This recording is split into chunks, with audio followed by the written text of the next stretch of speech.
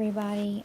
This is Dr. Young, and I'm going to go over some APA format tips. The reason is I think that it would be beneficial to you. I know that this is one of the things that students struggle with, and you know what? It's part of the learning process.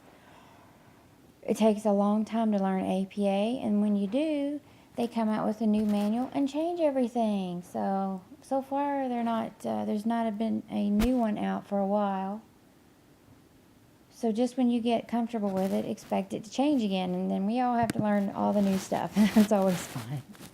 Always fun to do, but in the meantime, I thought I would give you some tips, because what I'm seeing some errors in, and I just want to get you more comfortable with it. Bottom line, you're going to continue to use this. If you're using it now, you're going to use it through your whole program, because the way it works is, if you are a literature, humanities, or English major, you're going to use MLA.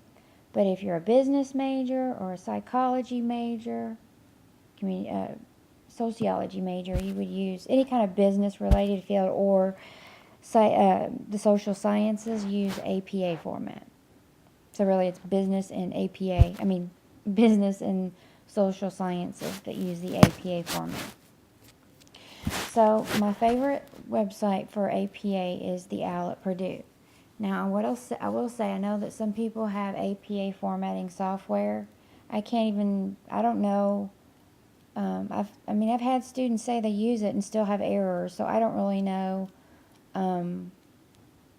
about those. Basically, I have the APA manual, but I use this site here because it's easier to access and it is correct. So, anyway, if you go to the site here, it's the OWL at Purdue. I've had students ask me questions about their papers. They'll get something from me that says writing and formatting errors, or I might be more specific about what it is that in their paper. Sometimes the APA stands for not just citations. Basically, it is a way to format a paper. Here's a sample paper. It includes title pages, abstracts. It means you double space. It means you indent your paragraphs, page numbers. All of that is encompassed when I talk about writing your papers in APA style. Now here's a sample paper. Let's go over the sample paper. Take a look at it.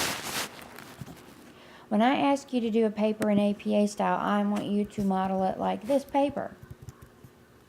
Every page has a running head. You see that right there? That's called a running head. And it contains the title of your paper. And in APA format, in the upper right hand corner is where you put the page number. Right there. Now this is how you would format a title page, with the author note and the information. Now honestly, you don't have to do, I'm not as nitpicky with author notes. I want you to give me a title and your name and the university at minimum. Let's go on to the next page, an abstract. An abstract's kind of a summary of what the paper talks about. It's a summary. It really just tells you what is just a summary of the paper, to let them quickly read over what the main points are, so they can determine whether they want to read it or not. This is how, if you are going to, if you're looking at the library, most of the time you'll see a short summary of the paper before you have to read the whole paper, and that is what the abstract's for, to help people scan and determine whether it's worth reading or not for what they're trying to do. Should be between 150 and 200 words right here. If you're using acronyms, you need to define those. Right here it talks about that. And it should be centered, typed in 12 point Times New Roman. And it talks about not indenting the first line of the paragraph. And the rest of them should be indented. So you see that it's very specific. At the very end of an abstract, you write keywords. Oops, let me go back up there. See these keywords here? Kind of helps you determine, like it's basically words that pretty much tell you the subject of the topics. It's like the topics are always good to use there. And then the beginning of the paper. You see here, you've got the title. The title here. You center the title, but you don't bold it. And then you go into the body of the paper. So I would follow this format. Just make sure it looks clean. Paragraphs are indented. Now, there's something I want to point out. You see how this is how paragraphs are indented, but when you're doing your reference list at the end, it's the opposite of how you indent in paragraphs. For example, and I apologize, I'm a little hoarse today. Your reference page, you don't indent the first line. You indent the second line and subsequent lines. See how that works right there? Those are called hanging indents. That's how I want to see your reference page. Also, here, for the date, if you find you don't have a publication date, you would put these abbreviation N period, D period right in here. That stands for no date, and it's a placeholder. So if you find an article that you really want to use but it has no publication date, you just use N period, D period instead. Same thing goes in your in-text citations too. In other words, if this here didn't have a date, you'd write N period, D period. Also, another rule of thumb you want to follow for your reference list, if there's no title, if there's no, okay, let me start over here. If it's a government website, the government agency is the author, not the website. For example, if you go to the Department of DOL.gov to find information and you find something, that's not your author. It's the Department of Labor, not the website name.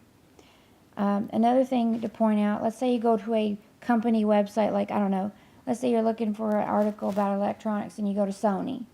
You don't use Sony.gov or Sony.com as the author. It's Sony. It's the name of the company. And this is only if there's not an actual person listed on the article as author. So if there's not a person, look for a company there. If it's not a company, if it's a government website, it's the government agency.